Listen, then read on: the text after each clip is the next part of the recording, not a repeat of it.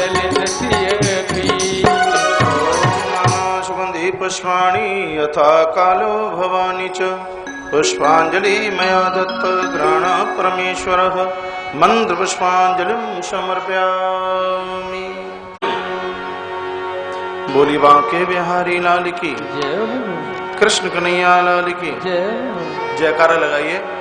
राधा माधव सरकार की रामचंद्र भगवान की शंकर भगवान की जगदम्बे माता की श्री हनुमान जी महाराज की तुलसी सालिग्राम भगवान की सदगुरुदेव भगवान की सत्य सनातन धर्म की अधर्म का प्राणियों में विश्व का गौ माता की भारत माता की भारत भूमि की बाबा बटेश्वर नाथ भगवान की महाकालेश्वर भगवान की श्री होरी हनुमान जी महाराज की करहना वाली माता की कैला देवी मैया की गजानंद भगवान की बाबा विश्वनाथ भगवान की कोटेश्वरनाथ भगवान की नर्मदा रेवा मैया की चित्रकूट धाम की वृंदावन धाम की गिरिराज भगवान की श्री कामतानाथ भगवान की नमः पार्वती पदे हर हर महादेव।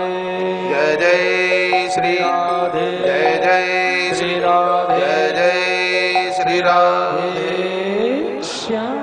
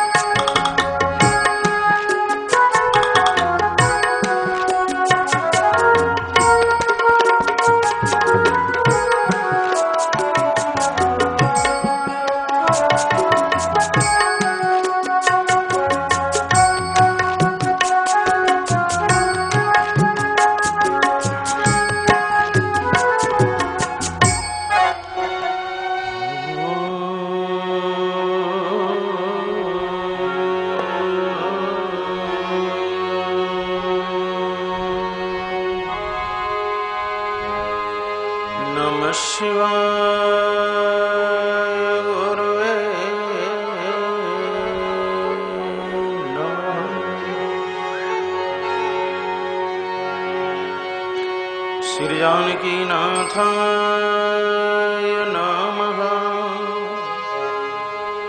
वाणी विनायको नमः।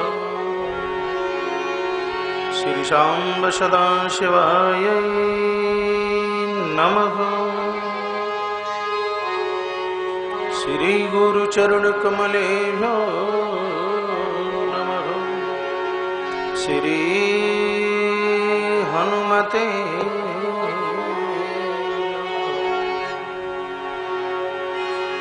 नमः।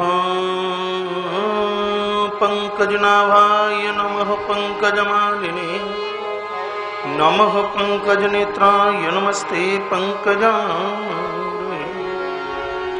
रामाय रामभद्राय रामचंद्राय वेदसे रघुनाथाय नाथाय सीतायापते मनोजवं मारुततुल्यवेगं जितेन्द्रियं बुद्धिमतां वरिष्ठं वातात्मजं वानरयूथमुख्यं श्रीरामदूतं शरणं प्रपद्ये। नारायणं नमस्कृत्य नरं चैव नरोत्तमं देवीं सरस्वतीं व्यासं ततो जयमुदीरये।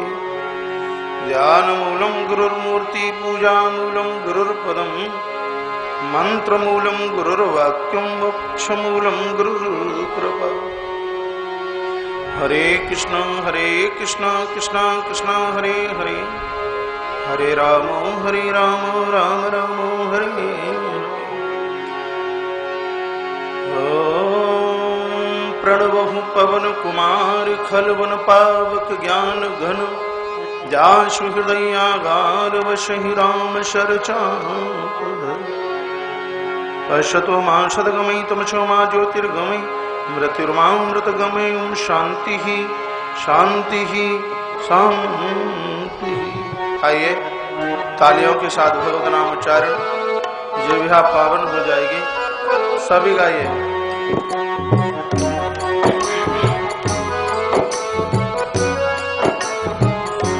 सीता राम मेरो है राजा राम मेरो है, सीता राम मेरो है राजा राम मेरो है, सीता राम मेरो है राजा राम मेरो है, सीता राम मेरो है राजा राम मेरो है। वो तो शंकर को प्यारो दोनों हाथ ऊपर, वो तो शंकर को प्यारो गोपाल मेरो है, सीता राम मेरो है राजा राम मेरो है, सीता राम मेरो है राजा राम मेरो है।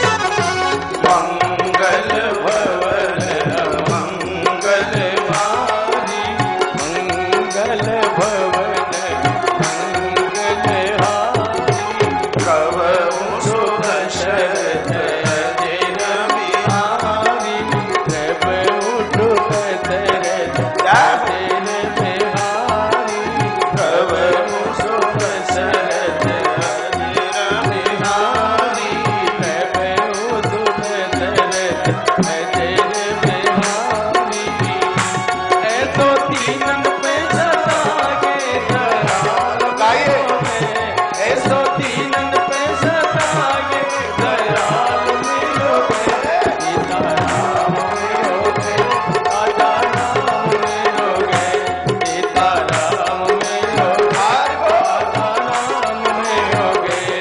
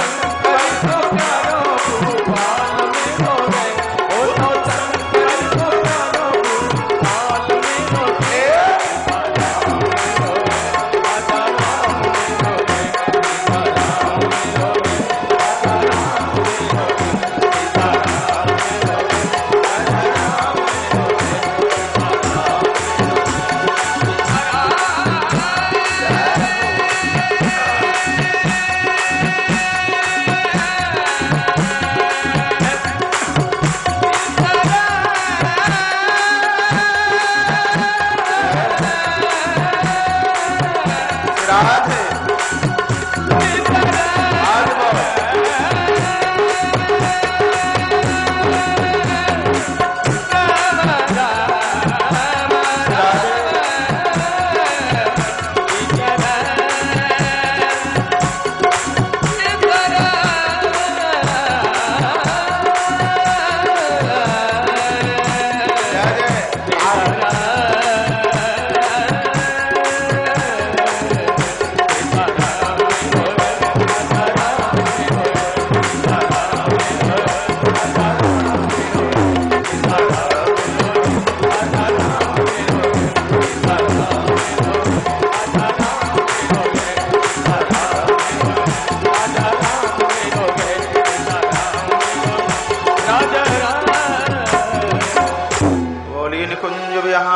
सरकार की जय। श्री हनुमंत बलवंत महाराज की जय। जय श्री राम जय जय श्री राधे जय जय श्री राधे श्याम।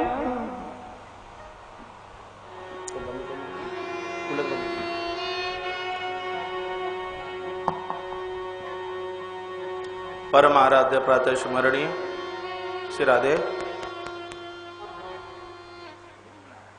जगत नियंता जगत के परमाधार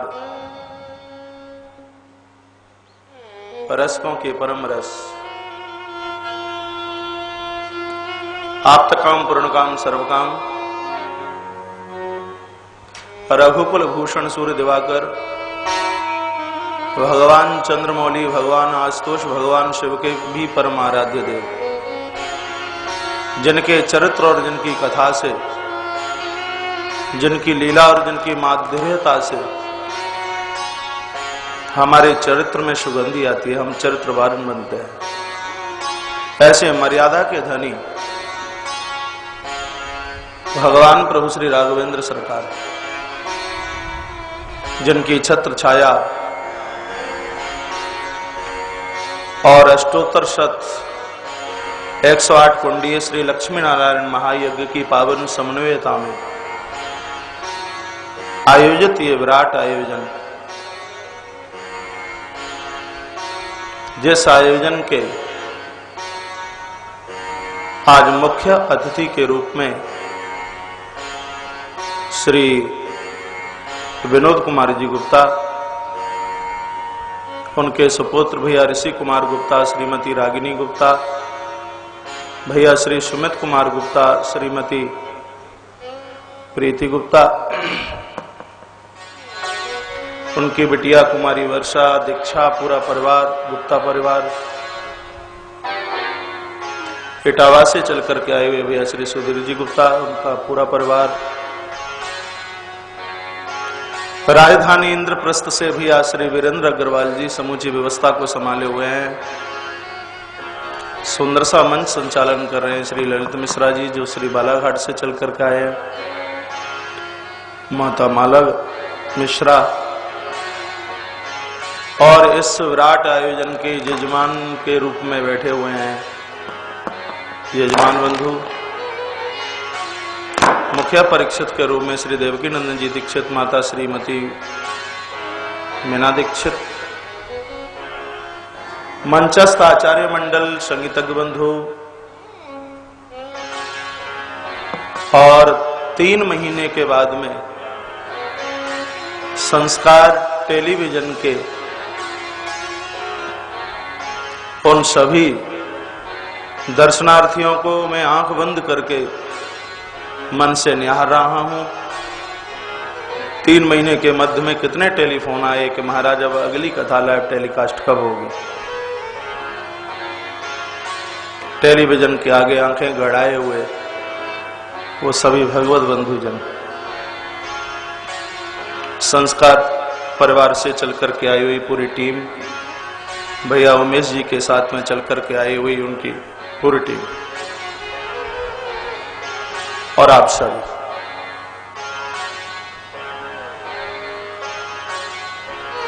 जहां तक मेरी निगाह जा रही है समूची व्यवस्था संभाली है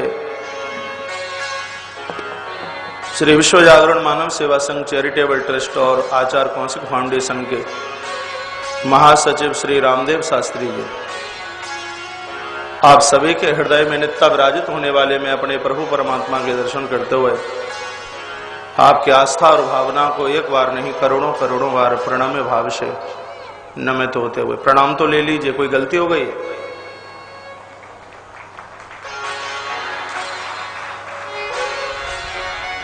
बड़ा अच्छा लग रहा है।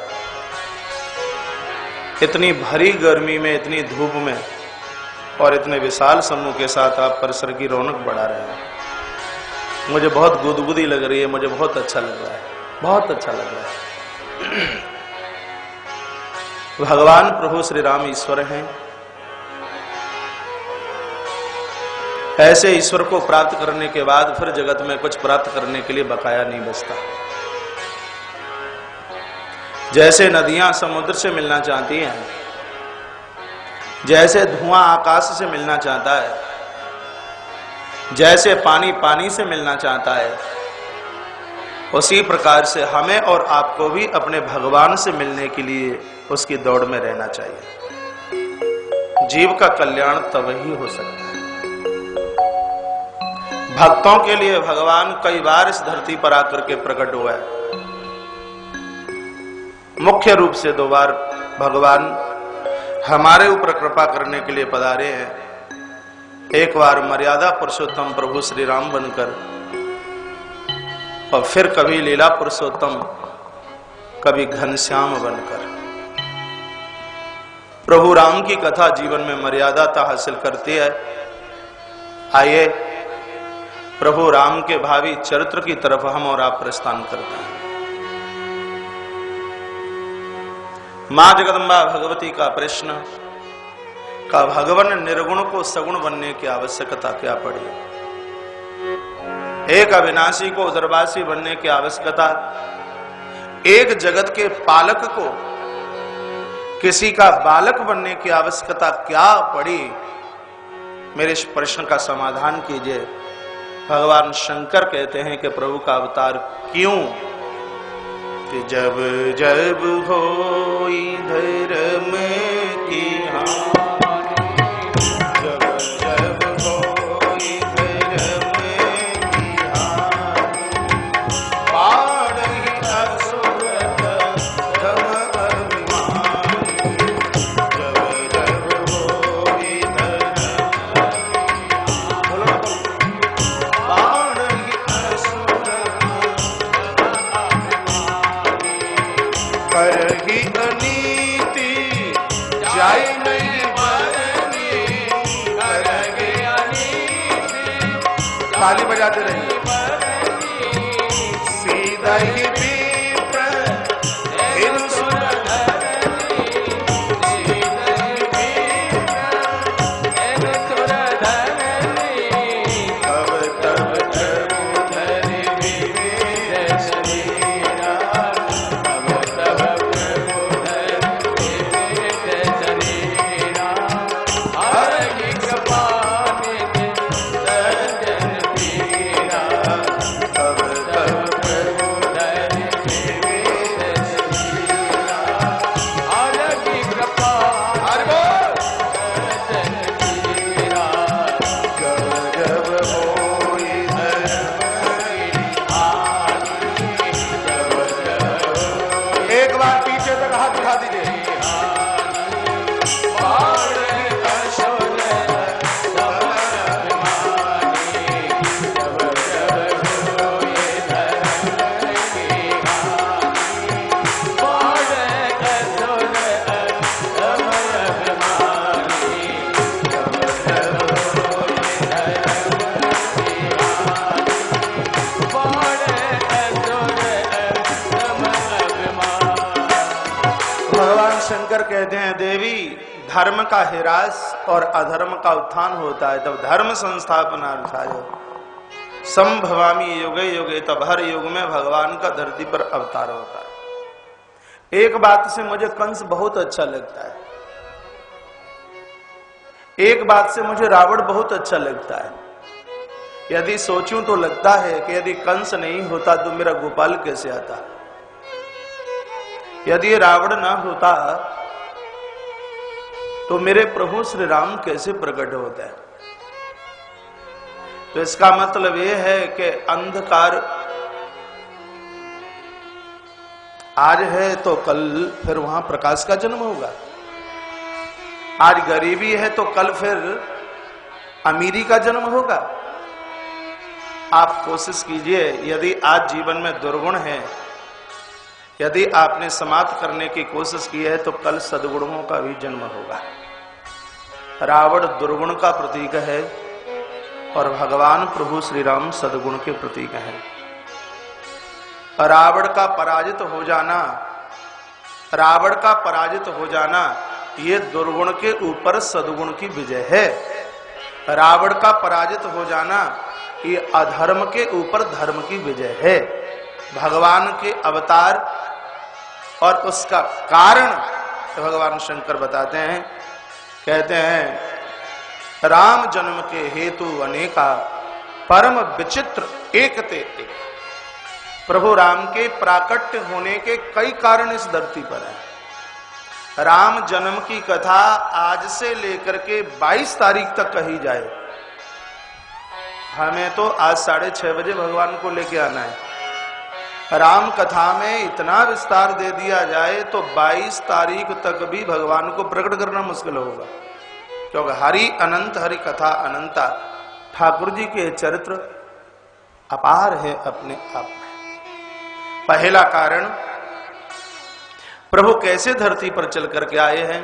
सनक सनंदन सनातन संत कुमार को जय और विजय ने रोका तो इनका श्राप मिला। जय विजय ही धरती पर रावण कुंभकर्ण बन करके आए और इनके उद्धार आत्म कल्याण के लिए प्रभु ने धरती पर प्रभु राम के रूप में अवतार धारण किया। दूसरा कारण, माता अदिति और महात्मा कश्यप ने प्रभु के लिए जन भजन किया। भगवान ने इन्हें वरदान दिया कि आने वाले समय में अवध की देव सत्ता में तुम महाराजा दशरथ और तुम माता सतरूपा के जन्म में, तुम माता कौशल्या के रूप में तुम्हारा जन्म होगा और मैं तुम्हारा आकर के पुत्र बनूंगा। भगवान ने इन्हें वरदान दिया और इस कारण से भी भगवान का धरती पर प्राकट्य हुआ। और तीसरा कारण, जलंधर के माध्यम से भी भगवान धरती पर चल करके आए। कई बार आपने सुना, शायद इस वेवर नगरी में मेरी राम कथा शायद दूसरी है। पहले भी शायद एक बार 5-7 साल पहले राम कथा नहारू हाल परिसर में राम कथा हुई है, लेकिन उस कथा में और आज की कथा में बिल्कुल अंतर होगा, क्योंकि 5-7 साल हो गई हैं। 5-7 साल में कुछ भूल के तो आए नहीं होंगे, जरूर कुछ ज्यादा ही कुछ चौपाइयां याद हुई होंगी, कुछ श्लोक याद हुए होंगे, कुछ कथाएं याद हुई होंगी। तो निश्चित रूप से इस कथा में बहुत आनंद आएगा। सिंह महापुराण के अंतर्गत जलंधर की प्राकट्यता का वर्णन किया गया। इसकी पत्नी वृंदा, और वृंदा के पातिव्रत धर्म के द्वारा जलंधर मरने में नहीं आता। भगवान नारायण ने जलंधर का रूप बनाकर इसके साथ में छल किया। भगवान शंकर के त्रिशूल के द्वारा जलंधर धरती पर गिरा और वो ही जलंधर दूसरे जन्म में जाकर के रावण बना, और वृंदा के अभिशाप की वजह से वही प्रभु धरती पर न लीला करने के लिए प्रभु राम रूप में आकर के प्रकट हुए। भगवान शंकर कहते हैं, देवी, भगवान का अवतार लेने का एक कारण ये वृंदा का अभिशाप भी है।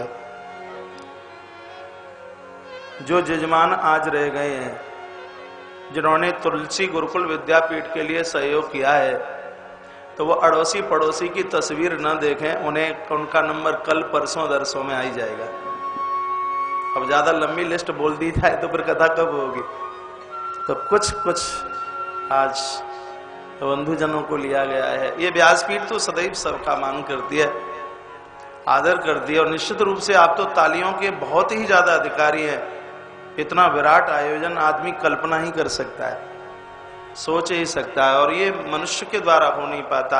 यह गुण साधन से नहीं होई, तुम्हारी कृपा पाहे कोई कोई। ये तो जब भगवान कृपा करे तब ही वो संभव हो सकता है। आज इस विदुर नगरी, महात्मा विदुर ने इस स्थान पर तप किया है। दुनिया मेरी इस बात को सुन रही है, लोग कहेंगे कि ऐसी छोटे से जगह पर, छोटे से कस्बे में, और इतना बड़ा विराट आयोजन, इसमें मेरी और आपकी महानता नहीं है, ये महात्मा विदुर की तपस्या है, इसलिए अमृत इस धरती पर चल के आया। महात्मा विदुर की ये साधना स्थली है, महात्मा विदुर की ये तपस्थली है। और मुझे लगता है जहां पुराणों में 36 करोड़ तीर्थों का वर्णन किया गया है, यदि उसमें कहीं एकदम हल्की सी दृष्टि से छान लिया जाए तो 36 करोड़ तीर्थों में कहीं न कहीं इस विदुर नगरी का नाम आ ही जाएगा। इसलिए नगरी बहुत मान करने लायक है, इसलिए नगरी बहुत सम्मान करने लायक है। जो बचे हैं उनका नंबर निश्चित रूप से 22 तारीख तक बराबर आता है।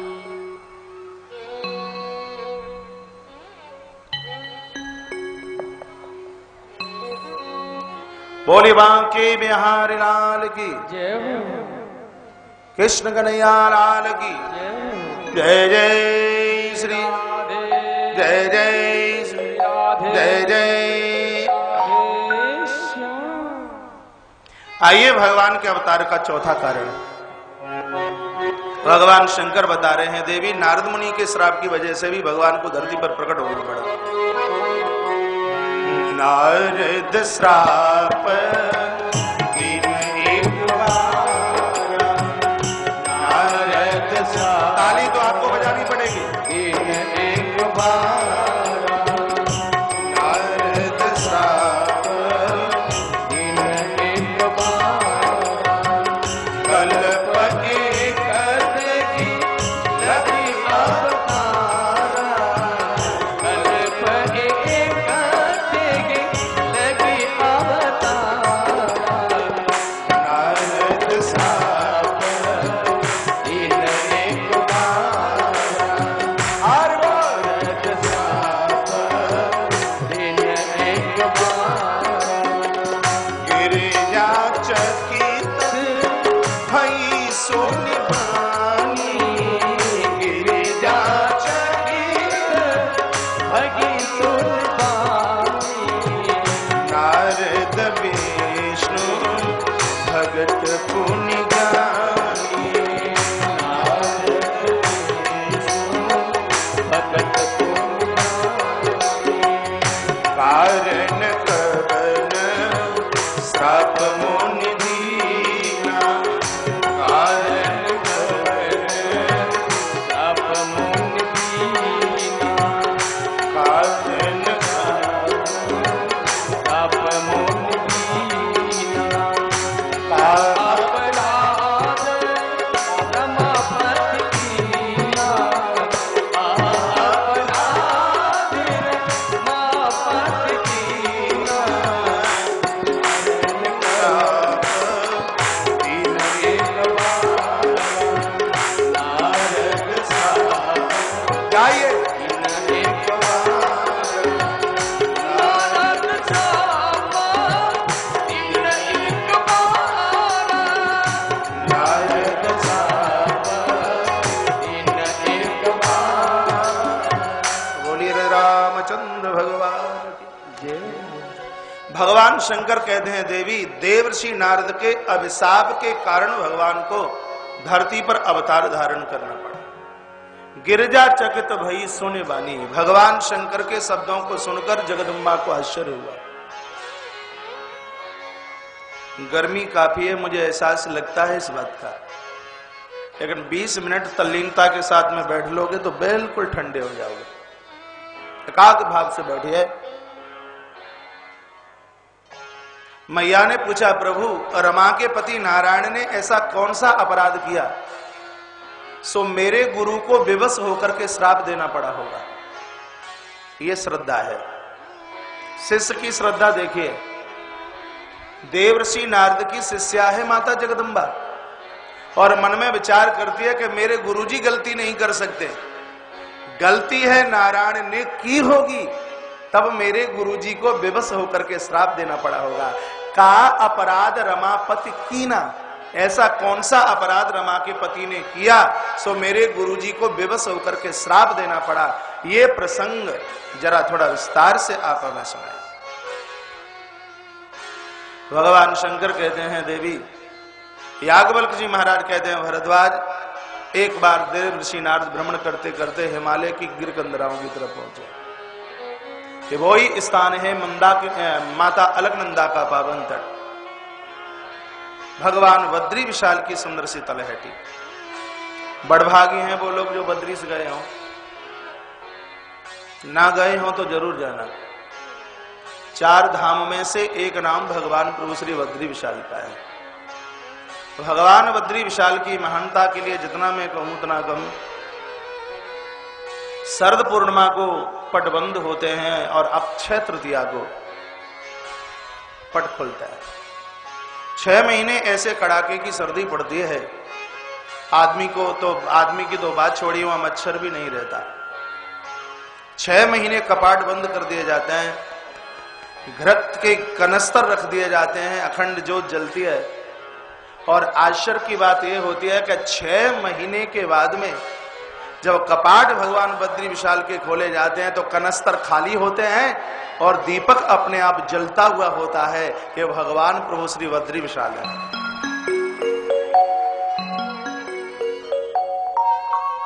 भगवान बद्री विशाल जी ने आदि शंकराचार्य भगवान को दर्शन दिया तो मुझे इस कुंड से निकालिए। शंकराचार्य भगवान ने फिर इन्हें स्थापित कराया है कि जयपुर की बनी हुई कोई प्रतिमा नहीं है, साक्षात प्रभु है, साक्षात ईश्वर है। समय निकालिए और इस दरबार का कभी दर्शन करके आइए। इसी दरबार में देवर्षि नारद पहुंचे हैं। इनको तो श्राप लगा हुआ है, गाय का दूध जितनी देर तक दोहा जाए इतनी देर से ज्यादा कहीं एक स्थान पर ये रुकते भी नहीं है। और संत महापुरुषों को एक जगह ज्यादा रुकना भी नहीं चाहिए, क्योंकि पानी बहीता भला और साधु रमता भला। पानी को इकट्ठा कर दिया जाए, रोक दिया जाए तो उसमें से दुर्गंध आएगी। और संत भी एक स्थान पर ज्यादा समय तक रुके, हो सकता है कहीं मोहता की गंध उसके अंदर से भी आने लगे। संत तो चलता फिरता प्रयाग है, तीर्थ है। आपको पता है वृंदावन कहां है? जहां भगवान श्री कृष्ण है वहां वृंदावन है। अवध कहां है? अवध जहां तहां राम निवासु। जहां प्रभु राम है वहां अवध है। तो फिर तीर्थ कहां है? जहां संत महापुरुषों के चरण हैं, बंधु और माताओं, वो ही स्थान अपने आप में तीर्थ है। जहां संत महापुरुषों के चरण पड़ जाते हैं वो स्थान अपने आप में तीर्थ का रूप धारण कर लेता है। देवर्षि नारद को श्राप है, लेकिन आज श्राप की चाल रुकी। भारत के साधु ने मन में विचार किया, बहुत समय हो गया मैंने कोई अनुष्ठान एक जगह बैठ करके न किया, कुछ दिनों तक यहां तप कर लिया जाए। तप की परिभाषा आप जानते होंगे, संसार से वृत्तियों को खींचकर ईश्वर के चरणों में जोड़ देने का नाम तप है।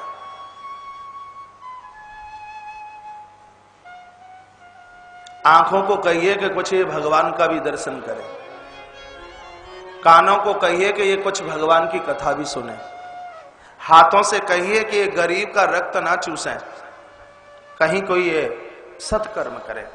आपके हाथ सत्कर्म करते हैं, आपके चरण मठ मंदिर जाते हैं, आपकी आंखें प्रभु दर्शन करती हैं, आपकी जिह्वा भगवत नाम उच्चारण करती है।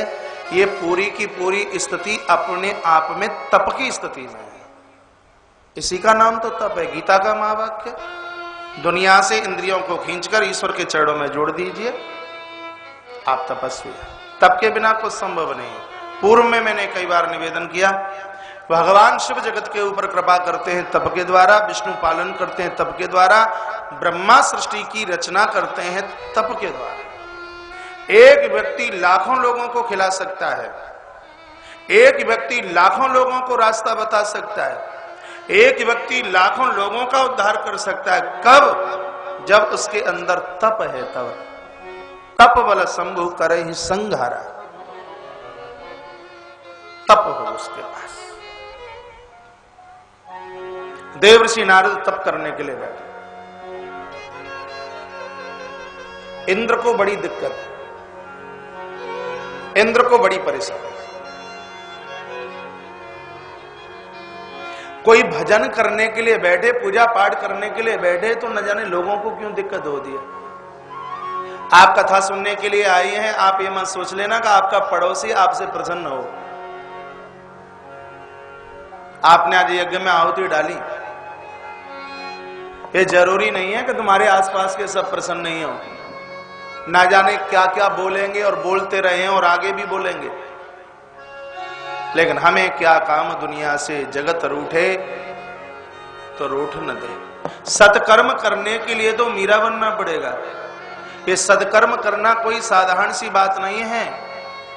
प्रहलाद का चरित्र कहता है कि भजन करने के लिए यदि आग में जलाया जाए तो भी स्वीकार कर लीजिए, परमात्मा को प्राप्त करने के लिए पहाड़ों से फेंक दिया जाए तो भी स्वीकार कर लीजिए, ईश्वर को प्राप्त करने के लिए हाथियों के नीचे कुचलवाया जाए तो उसको स्वीकार कर लीजिए, ईश्वर को प्राप्त करने के लिए हलाहल विष पान करना पड़े और जहर पी करके भी भगवान मिलते हैं तो बहुत सस्ते में मिलते हैं। मीरा के सामने विष का प्याला है लेकिन परवाह नहीं है। परमात्मा के चरणों में दृढ़ निष्ठा है तो मीरा के विष के प्याले में गिरधर नृत्य करते हैं, भगवान नाचते हैं। आप ईश्वर की तरफ बढ़ोगे, लोग आपका विरोध करेंगे। विभीषण भगवान की तरफ जाए तो भाई विरोध करता है, शिष्य भगवान की तरफ चले, बलि शुक्राचार्य जी विरोध करते हैं। एक नहीं ऐसे अनेक प्रमाण मेरे पास में हैं। कथा ये पुराण की कहना चाहती है, हमारे वो हैं जो भगवान के बनकर के जी रहे हैं, ऐसे लोगों से ही दोस्ती कीजिए, उनको ही अपना बनाइए।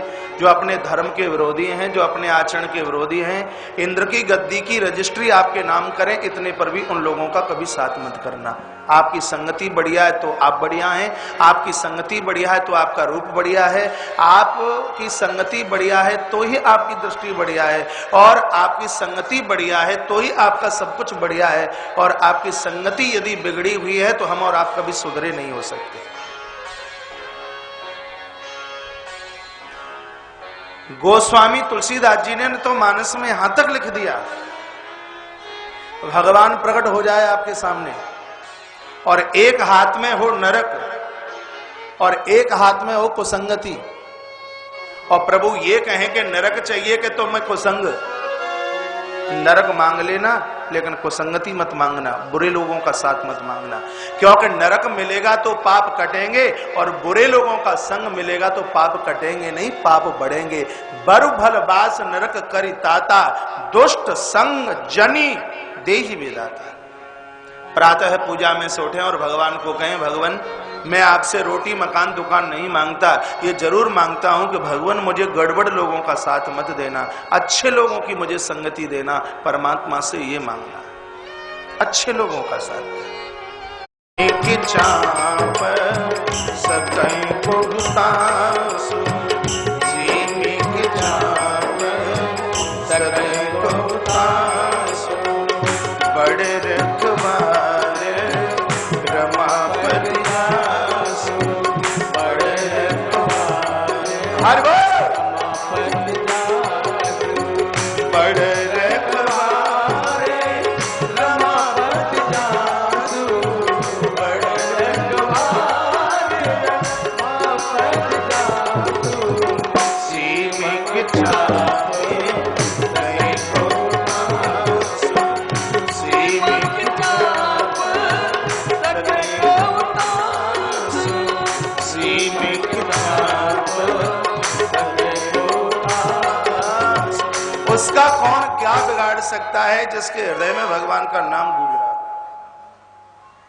ध्यान से सुनना, जिसने ईश्वर को बाहर निकाल दिया है काम उसको मार डालेगा, और जिसके हृदय में राम है बाहर का काम उसको छू नहीं सकता, स्पर्श नहीं कर सकता। देवर्षि नारद के हृदय में राम के नाम की माला चल रही थी तो बाहर का ये विकार, बाहर का काम क्या बिगाड़ता है। कामदेव लज्जित हुआ, परास्त हुआ, एक पुष्प की माला बना करके लेके आया, देवर्षि नारद के कंठ में माला डाली, लंबे होके साष्टांग प्रणाम किया और कहा, बाबा मैंने बड़े बड़े दिग्गजों को पछाड़ा लेकिन आप जैसा काम विजेता मुझे कोई और दूसरा मिला नहीं। देवर्षि नारद को अहंकार आ गया। जीवन के खतरनाक 3 दोष हैं, कृपया इनसे सावधान।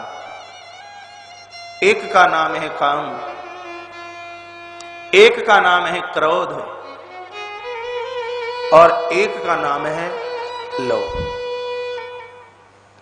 काम वैसे नहीं आया। तो कंदर्प ने मन में विचार किया कि बाबा की बड़ाई करूं तो अहंकार के साथ में मैं दबोच लूंगा। सो इतनी बड़ाई की, कहा बाबा आप तो बड़े महान हैं, बड़े महान हैं, और आपके अपने आपके मुंह पर बड़ाई करते हो और बड़ाई सुनकर के आपको शहद जैसी मिठासता लगती हो तो समझ लीजिए कि गड़बड़ होने वाला है। महान लोग अपनी गुणवत्ता नहीं सुनते, कान में उंगली डाल लेते हैं, हाथ जोड़ करके कहते हैं भैया प्रशंसा आप किसी और की आप कीजिए, जितनी आप मेरी बड़ाई कर रहे हैं, प्रशंसा कर रहे हैं, मैं उतने के लायक में नहीं हूं। गोस्वामी जी ने बड़ी सुंदर चौपाई लिखी है, निज गुण सुनत श्रवण सकुचाई, पर गुण सुनत अधिक हरिसाई, बंदनीय ते ही जग जस पासा। जगत में उन लोगों का यश बढ़ता है जो अपनी गुणवत्ता सुनकर के संकुचित हो जाते हैं और दूसरों की बड़ाई सुनकर के प्रसन्न हो जाते हैं, गदगद हो जाते हैं। ऐसे लोगों का यश बढ़ता है, ऐसे लोगों का मान बढ़ता है, ऐसे लोगों का सम्मान बढ़ता है। लेकिन हमारे अंदर ये दोष है, कमी है, दूसरों की कोई बड़ाई करे तो हमें जूड़ी आती है, हमें दिक्कत होती है, हमें परेशानी होती है। दूसरों की गुणवत्ता सुनकर के हम प्रसन्न हो, कमी हम अपने अंदर खोजें। लोग दूसरों के अंदर कमी छोड़ देखते हैं। कबीर साहब कहते हैं भैया बुरा कोई और नहीं है, अपनी बुराई को स्वीकार कीजिए। बुरा जो देखन में चलिया, बुरा न मिले यहाँ कोई, और जब दिल खोजा आपना तो सही में मुझसे बुरा न। मैंने आपके बीच में कभी सुनाया है क्या, कोई सेठ जी इलाहाबाद श्री प्रयाग कुंभ स्नान करने के लिए गए, एक मित्र को साथ लेके गए, 1 महीने तक ये श्री प्रयाग रहे। 2013 में प्रयाग का महाकुंभ आ रहा है। अश्वमेध सहस्त्राणी वाजपेयी शतानी च, कुंभ के समय में अपनी उपस्थिति लगाना हजारों अश्वमेध यज्ञ और सैकड़ों वाजपेयी यज्ञ करने से भी ज्यादा पुण्य मिलता है। समय ना हो तो भी श्री प्रयाग पहुंचना। 14 जनवरी से प्रयाग का महाकुंभ आरंभ है। 1 महीने तक दोनों मित्र रहे, घर आए। सेठ जी ने मित्र को पूछा भैया कुंभ की यात्रा कैसी रही, कैसा लगा? तो मित्र ने कहा मैं तो कोई स्नान करने के लिए तो गया नहीं, मैं तो तुम्हारी अटैची का ताला तोड़ने के लिए गया, क्योंकि मैंने सुना कि तुम लाख रुपए की गड्डी रखकर लेकर के गए।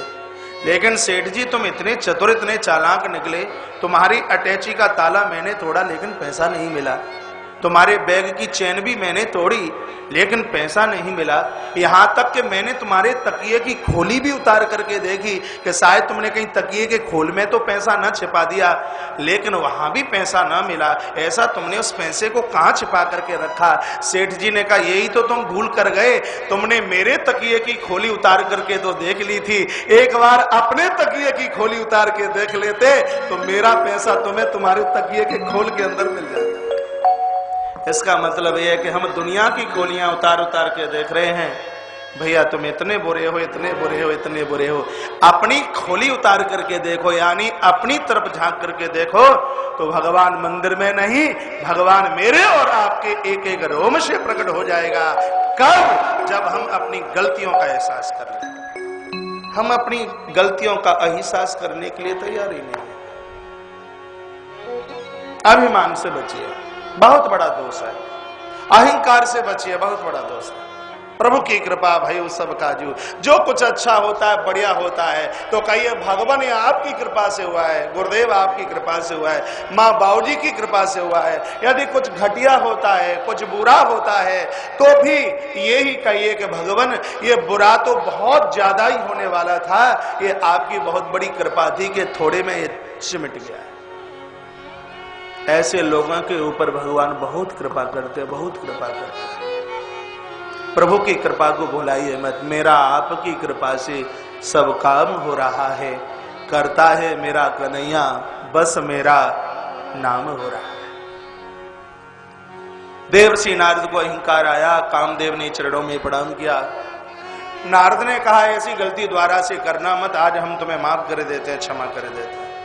देवर्षि नारद की जीवन की सबसे बड़ी भूल यही थी महाराज विकारों को, दोषों को क्षमा नहीं करना चाहिए, इनको तो समाप्त कर देना चाहिए। लोग कहते हैं महाराज कभी कभी एक पौआ शादी विवाह में जाते हैं तो एक पैक लगा लेते हैं, रोज रोज नहीं पीते, कभी कभी शादी विवाह में लगा लेते हैं।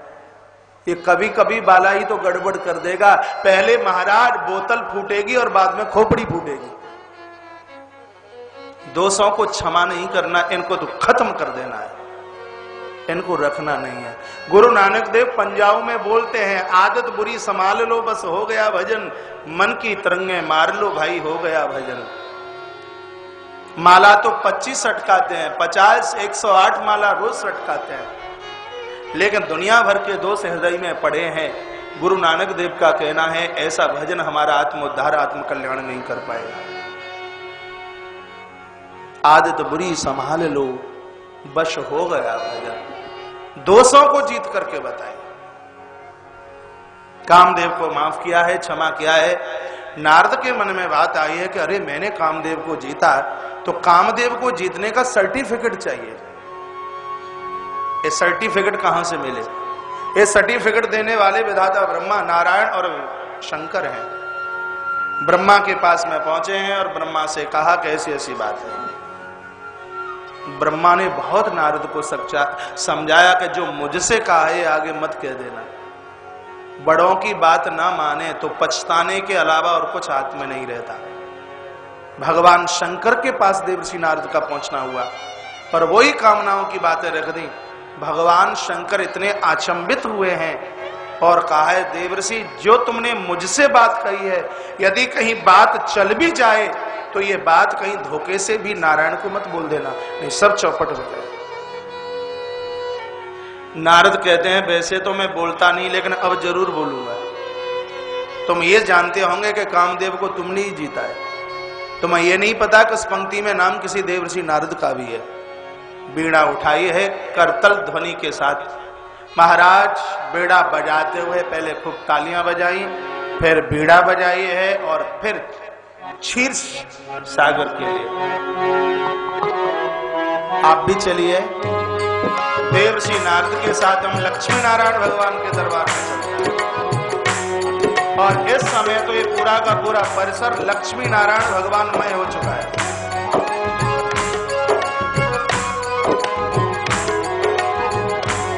दो 2,40,000 स्क्वायर फीट एरिया में ये पूरा परिसर सजाया गया है।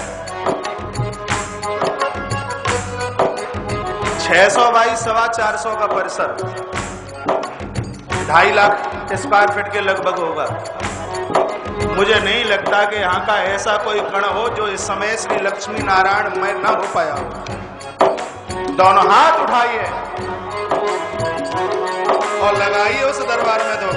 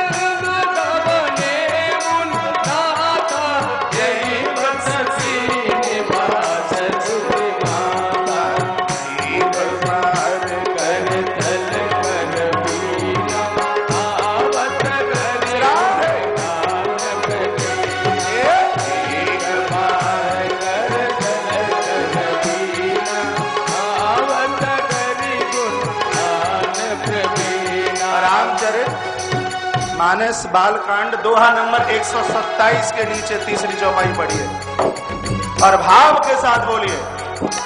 एक बार कर दल कर पीना आवत हरि गुण गान प्रवीणा। एक बार कर दल कर पीना आवत हरि गुण गान प्रवीणा।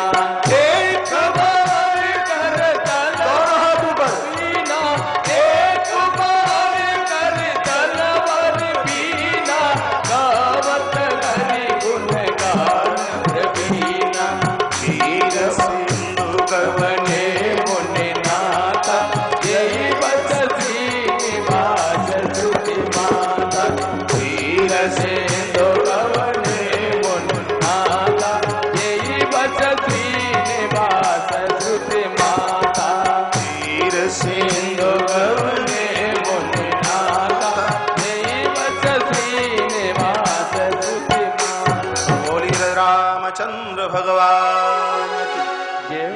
बजाते हुए श्री देव श्री क्षीर सागर की तरफ चले हैं। भगवान शेष साई भगवान श्रीमन नारायण अपनी सैया पर माता लक्ष्मी चरणों में थे। इतने में देवर्षि नारद का आगमन हुआ। भगवान को पता लगा, दौड़ करके बाहर पहुंच गए। कथा देवर्षि नारद और भगवान विष्णु के लिए नहीं, कथा मेरे और आपके लिए है। आपको पता लगे कि आपके यहाँ कोई आ रहा है, आप घर पर मत बैठे रहिए, बाहर निकलकर उसका आदर कीजिए, उसका मान उसका सम्मान कीजिए। आदर दोगे तो आदर मिलेगा, मान दोगे तो ही तो मान मिलेगा। और अतिथि सेवा में ये पहली गुणवत्ता है कि किसी को देखकर आप खड़े हो जाए। आप अमीर हैं, आपकी देहली पर कोई विपन्न कोई गरीब आता है तो उस समय उस आगंतुक के सामने आप छोटे हैं, हृदय से उसका मान कीजिए, उसका सम्मान कीजिए। आए हुए व्यक्ति को ये लगे मुझे कितना आदर मिला है, द्वारा से भी वो लौट करके आए। बड़ भागियों की देहली पर कोई चल करके आता है। जो भाग्यहीन है उनके घर में तो चूहे बिल्ली नहीं रहते, इंसान क्या उनकी देहली पर चल करके आएंगे। कोई आपके यहाँ आए तो मुंह मत लटकाइए, प्रसन्न हो जाइए, खुश हो जाइए, आपके अंदर गुदगुदी होनी चाहिए। मेरा बड़ा भाग्य है कि मेरे देहली पर कोई आया। आवे अतिथि द्वार पर किए सकल सम्मान, ना जाने किस भेष में मिल जाए भगवान। परमात्मा पहुंचता तो टेलीफोन करके जाता नहीं। प्रहलाद के यहां लोहे का स्तंभ, नामदेव के यहां स्वान, श्री तुकाराम एकनाथ जी महाराज के लिए एक खर बनकर, मीरा के लिए विष का प्याला बनकर के महाराज जो पहुंचता है, किसी न किसी भेष में न जाने कब और कहां वो मेरे और आपके लिए प्रकट हो जाए। आए हुए व्यक्ति को आदर दीजिए। प्रभु ने बहुत मान दिया, सम्मान दिया। उंगली पकड़कर, नारद की उंगली पकड़ करके लेकर के गए हैं। जो देवर्षि नारद चरणों में बैठते वो आज भगवान के बगल में बैठ गए, क्योंकि अभिमानी को नीचे बैठने में शर्म लगती है। और हम निवेदन करते हैं कि चरणों में बैठने में जो आनंद है, किसी के सिर पर बैठने में वो आनंद नहीं हो सकता। विशेष रूप से बड़ों के तो चरणों में बैठिए, माँ बाबूजी के चरणों में बैठिए। माता पिता सोफे पर, चेयर पर, बिस्तरे पर बैठे हैं तो उनके सामने आप कुर्सी पर बैठने की कोशिश मत कीजिए, ये मर्यादा है। गुरु लोग ऊंचे आसन पर बैठे हैं, उनके चरणों में बैठने में बहुत आनंद है। महापुरुषों के चरणों में बैठने में बहुत आनंद है। सिर पर बैठोगे तो दुर्भाग्य से सूखे रह जाओगे, और चरणों में बैठोगे तो उनकी कृपा के द्वारा गीले हो जाओगे। देवर्षि नारद जो चरणों में बैठते, आज बगल में बैठे और कहा, प्रभु आपको पता है एक बड़ी घटना जबरदस्त घटी है। भगवान नारायण ने कहा कि बड़े डांकिया आप हैं और आप आए नहीं कई महीनों से, तो समाचार हमारे पास कहाँ है।